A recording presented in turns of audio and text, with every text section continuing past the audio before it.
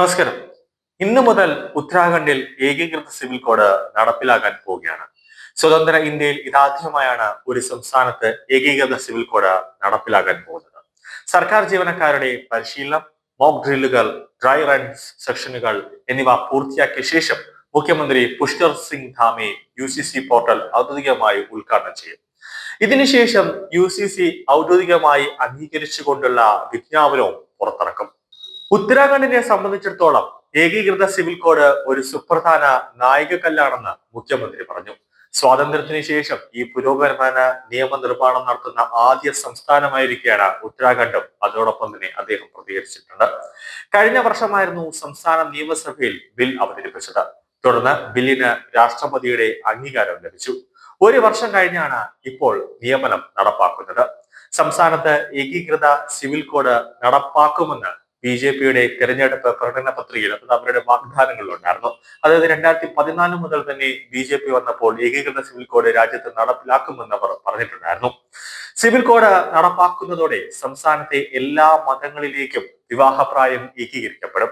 വിവാഹം കഴിക്കാനുള്ള പ്രായം പുരുഷന് 21 പെൺകുട്ടിക്ക് 18 ആയിരിക്കും. എല്ലാ വിവാഹങ്ങളും നിർബന്ധമായും രജിസ്റ്റർ ചെയ്യണം. ബഹുഭാര്യത്വം, ശൈശവവിവാഹം, മുത്തലാഖ് എന്നിവ പൂർണ്ണമായും നിരോധിക്കപ്പെടും. മാത്രമല്ല, വിവാഹമോചനത്തിനുള്ള നടപടിക്രമങ്ങൾ ഏകീകൃതമായിരിക്കും.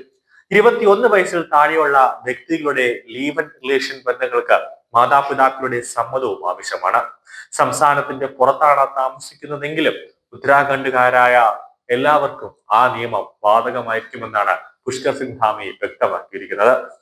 ലീവ് ഇൻ റിലേഷൻഷിപ്പ് രജിസ്റ്റർ ചെയ്തില്ലെങ്കിലോ അല്ലെങ്കിൽ തെറ്റായ വിവരങ്ങൾ നൽകുകയോ ചെയ്താൽ വർഷം തടവും, അതായത് 3 വർഷം തടവും അതോടുൾപ്പെടെ 25,000 രൂപ പിഴയും അടക്കേണ്ടി വരും. രജിസ്ട്രേഷൻ 1 മാസം വൈകിയാൽ 3 മാസം തടവോ 10,000 രൂപ പിഴയോ അല്ലെങ്കിൽ രണ്ടും കൂടി ലഭിക്കാവുന്ന ഒരു കുറ്റകരവുമായിട്ടാണ് ഏകീകൃത സിവിൽ കോഡിന്റെ നിയമത്തിൽ പരാമർശിച്ചിട്ടുള്ളത്. പാരമ്പര്യ അവകാശങ്ങളുടെ കാര്യത്തിലും നിയമനിർമ്മാണം സമുദായങ്ങൾക്കിടയിൽ തുല്യത ഉറപ്പാക്കും. ലീവ് ഇൻ റിലേഷൻ ബന്ധങ്ങളിൽ നിന്നുണ്ടാകുന്ന കുട്ടിക്ക് എല്ലാ നിയമപരമായ പരിരക്ഷയും അവകാശങ്ങളും ലഭിക്കും. ലിംഗവ്യത്യാസങ്ങൾ ഒഴിവാക്കി ആൺകുട്ടികൾക്കും അതോടൊപ്പം തന്നെ പെൺകുട്ടികൾക്കും തുല്യ അവകാശങ്ങൾ ഉറപ്പാക്കും. അതേസമയം സംസ്ഥാനത്തെ ആദിവാസികളെയും ചില പ്രത്യേക സമുദായങ്ങളെയും നിയമത്തിന്റെ പരിധിയിൽ നിന്നും ഒഴിവാക്കിയിട്ടുണ്ട്.